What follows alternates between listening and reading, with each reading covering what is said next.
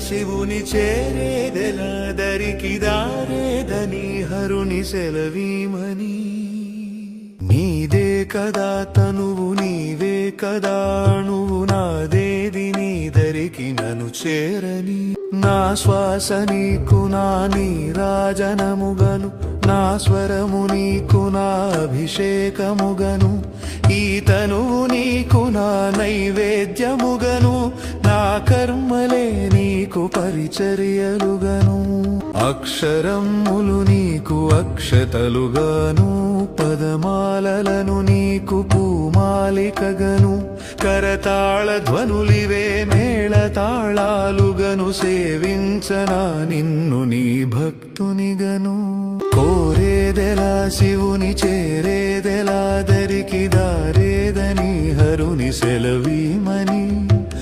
ఏమి